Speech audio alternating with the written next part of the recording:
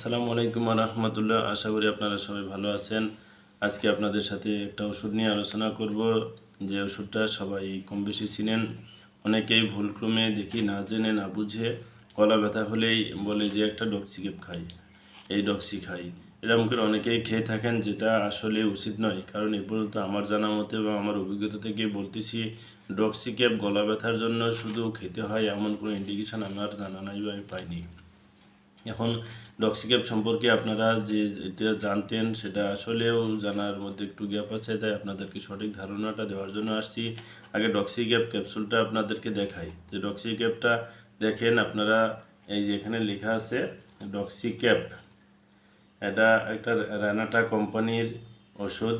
এটা 100 mg-তে 100 মিলিগ্রামে পাওয়া যায় ডক্সিক্যাপ। এটা শুধু ক্যাপসুল ফর্মে পাওয়া যায়, সিরাপ, ইনজেকশন, ট্যাবলেট এগুলো পাওয়া যায় না, শুধু ক্যাপসুল ফর্মেই পাওয়া যায়। যে পাশে দেখবেন গ্রিন কালার দেওয়া আছে। এই ওষুধটা অনেকেই চিনেন, আমি দেখেছি, আমার অভিজ্ঞতাতেই বলছে। অনেকেই দেখা যাচ্ছে যে একটু গলা ব্যথা হয়েছে, একটু সমস্যা হয়েছে, দেখা যাচ্ছে যে ডক্সিক্যাপ খেয়ে নিই, কিন্তু আসলে এটা উচিত নয়। ডক্সিক্যাপ এক ধরনের একটা অ্যান্টিবায়োটিক, এটা টেট্রাসাইক্লিন গ্রুপের অ্যান্টিবায়োটিক। যার কারণে অ্যান্টিবায়োটিক খেতে হলে অবশ্যই একজন রেজিস্টার্ড ডক্টরের প্রেসক্রিপশন অনুযায়ী খাওয়া উচিত। হরমেশায় নিজে থেকে খাওয়া উচিত নয়। আর ডক্সিক্যাপ আসলে কেন খাবো?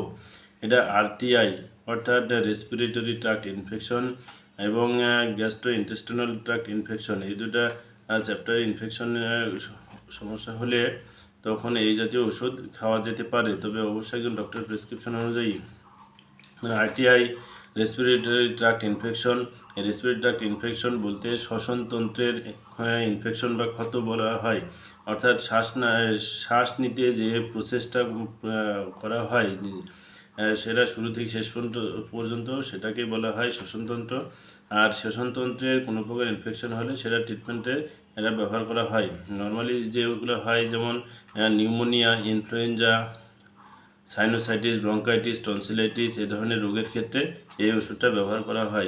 এছাড়াও গ্যাস্ট্রোইন্টেস্টিনাল ট্র্যাক্ট ইনফেকশনের মধ্যে ডায়রিয়া, কলেরা, ডিসেন্ট্রি এগুলো হলে এই ওষুধটা ডক্টররা প্রেসক্রাইব করে থাকেন। এটার ডোজ হচ্ছে সাধারণ ডোজ প্রথম অবস্থায় দুইটা একসাথে, অর্থাৎ 200 mg ফার্স্ট টাইমে খাবেন, পরবর্তীতে ডেলি একটা করে 7 থেকে 10 দিন। এছাড়াও ইউরিনারি ট্র্যাক্ট ইনফেকশন অর্থাৎ মূত্রনালীতে ইনফেকশন হলেও এই ওষুধটা খাওয়া হয় বা ডক্টররা প্রেসক্রাইব করে থাকেন। এটা ডেলি 200 mg অর্থাৎ একটি করে দিনে 2 বেলা 7 থেকে 10 দিন এটা প্রেসক্রাইব করে থাকেন।